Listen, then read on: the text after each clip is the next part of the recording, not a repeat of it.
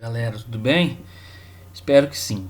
Hoje nós vamos para a nossa terceira aula de termoquímica com a lei de Hess.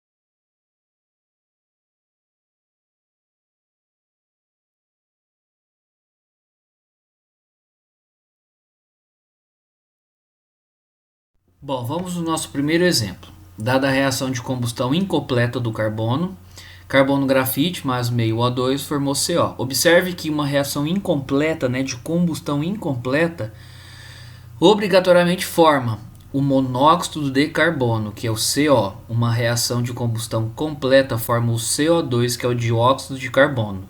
Lembre que toda combustão libera energia, então é classificado como uma reação exotérmica e a sua variação de entalpia deve ser negativa. Então o que nós vamos fazer? Vamos seguir os 4 passos.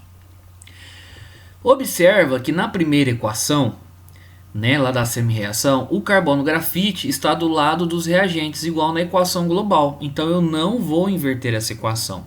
O segundo passo, da segunda equação, o CO ele está do lado dos reagentes e lá na equação global ele está do lado dos produtos. Então a segunda equação eu devo inverter, Então dessa forma lá, o CO ficou invertido, o ΔH que era negativo ficou positivo.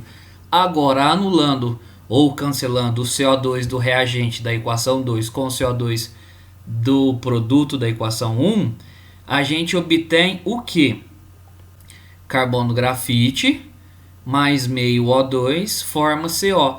Observa que o O2 da equação 1 e o O2 da equação 2, eles estão em estados diferentes, O primeiro está no reagente, o segundo está no produto. Então, quando eles estão em lados opostos, ou seja, um no reagente e o outro no produto, eu devo subtrair e deve ganhar aquele que tem um coeficiente estequiométrico maior. Olha lá o O2 na primeira equação, O coeficiente dele é o 1. Na segunda equação, o coeficiente é meio. Então, 1 menos meio, o maior coeficiente é do reagente, da equação 1. Por isso que fica o O2 na equação 1. E finalizando o ΔH, nós temos lá menos 110,53 kJ. Então, exercício mais que correto, porque a nossa variação de entalpia resultou em um número negativo, ou seja, uma equação química classificada como exotérmica. Em um gráfico, se você recordar da nossa aula 1 de termoquímica, uma reação endotérmica, a setinha fica para cima, E na reação exotérmica, a setinha fica para baixo, que é o nosso caso. Olha lá, o carbono grafite mais o oxigênio formou o CO2. Lembra? Setinha para baixo em um gráfico, classificação de uma reação exotérmica. Segundo exemplo. Dada a equação de combustão do carbono, porém agora com gás hidrogênio e formação do metanol, Então observe que é uma combustão, o teu ΔH também deve ser negativo porque isso é uma reação exotérmica. Primeira semi-reação, carbono grafite, então eu não preciso inverter porque na equação global também está do lado dos reagentes. A segunda equação, nós temos o gás hidrogênio, que é o H2 no reagente, igual da equação global, no reagente, então não preciso inverter. Mas observe que na equação 3, o metanol, que é o CH3OH, ele está do lado dos reagentes. E na equação global, ele está do lado dos produtos. Então eu devo inverter.